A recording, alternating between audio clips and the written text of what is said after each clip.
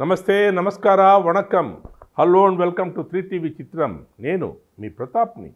బాలు గారిని bloody rascal అని తిట్టిన ఆయన ఎవరు?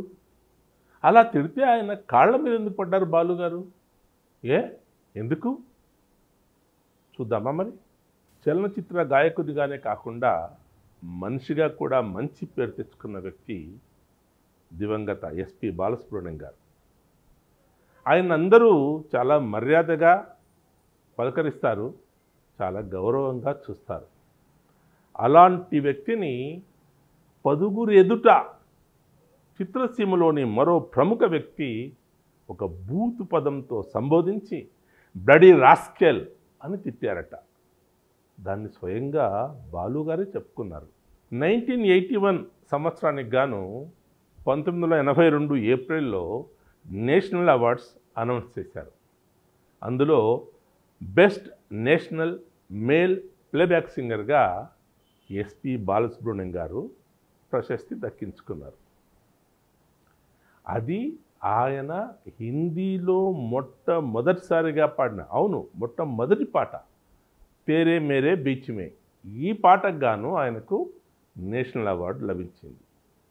అది విన్న వెంటనే ఆయన ఆనందంతో పొంగిపోయారు. అంతకు మునిపే ఆయనకు శంకరాభరణం చిత్రానికి గాను బెస్ట్ నేషనల్ మేల్ ప్లేబ్యాక్ సింగర్గా అవార్డు వచ్చినప్పటికీ తను పాడిన మొట్టమొదటి హిందీ సినిమాలో మొట్టమొదటగా పాడిన పాటకు మళ్ళీ అవార్డు రావడం ఆయనకు చాలా సంతోషాన్ని కలిగించింది. అందుకు కారణభూతులైన అందరికీ ఆయన తన కృతజ్ఞతలు చెప్పుకోవాలనుకున్నారు. సో నిర్మాత అయిన ఎల్వి ప్రసాద్ గారితో, డైరెక్టర్ అయిన బాలచంద్ర గారితో స్వయంగా మాట్లాడి తన థ్యాంక్స్ చెప్పుకున్నారు.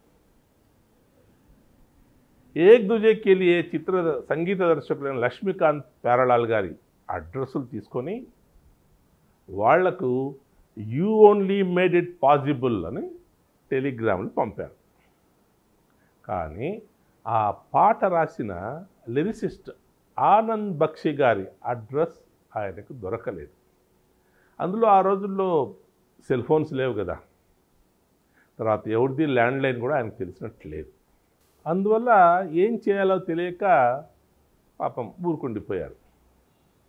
దాని తర్వాత కొద్ది రోజులు అయిన తర్వాత హిందీలో పూర్ణచంద్రరావు గారు నిర్మిస్తూ తాతినేని రామారావు గారు దర్శకత్వం వహించిన ఏక్ హీ బూల్ అనే చిత్రానికి గాను బేఖుదీ కా బడా సహారా హై అన్న పాట రికార్డింగ్ చేయడానికి బాలు గారు ముంబై వెళ్ళారు. ఆ చిత్రానికి కూడా సంగీత దర్శకులు లక్ష్మీకాంత్ ప్యారలాల్ గారే. ఆ చిత్రంలో ఈ గజల్ రాసింది కూడా ఆనంద్ బక్షి గారే. ఆయన ఎక్స్ మిలిటరీ మ్యాన్, చాలా మితభాషి, చాలా రిస్ట్రెయిన్డ్గా వ్యవహరిస్తుంటారు.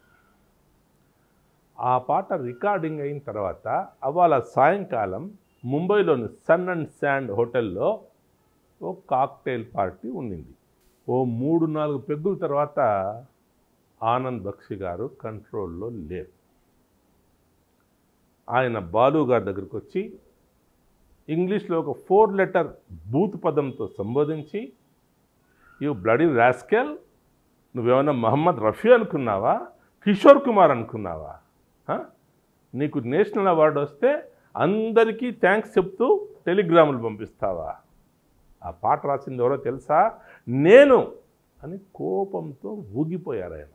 సంగీత దర్శకులు, నిర్మాత దర్శకులు అడ్డుపడి ఆనంద్ బక్షి గారిని వెనక్కి లాకపోతే బహుశా ఆయన నన్ను కొట్టేవారేమో అని బాలుగారు స్వయంగా వాపోయారు.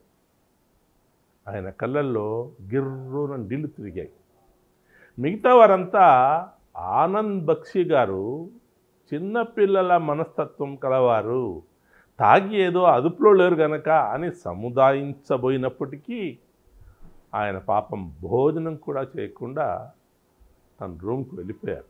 మరుసటి రోజు ఉదయాన్నే మళ్ళీ అదే టీంతో సర్ద్ సర్ద్ రాతో మే అనే పాట రికార్డింగ్. దాని రైటర్ కూడా ఆనంద్ బక్షి గారే.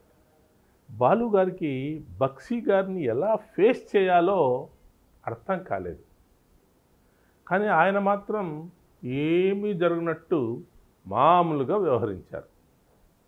పాట రికార్డింగ్ అంతా అయిపోయి అందరూ వెళ్ళిపోతున్న తరుణంలో ఆనంద్ బక్షి గారు బాలు వద్దకొచ్చి బాలుగారి భుజంపై చేయి వేసి, బాలూజీ, నిన్న రాత్రి నేను మీతో మిస్బిహేవ్ చేశానని అందరూ చెప్పారు.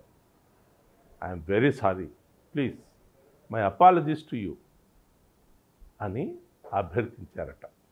నన్ను క్షమించండి అన్నారట ఆయన.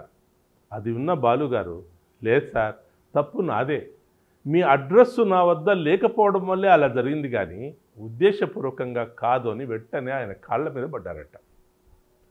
ఆయన కూడా బాలుగారిని భుజం పట్టుకొని లేపి కళ్ళల్లో నీళ్లు గారుతుండగా బాలుగారిని గట్టిగా కౌగలించుకున్నారట.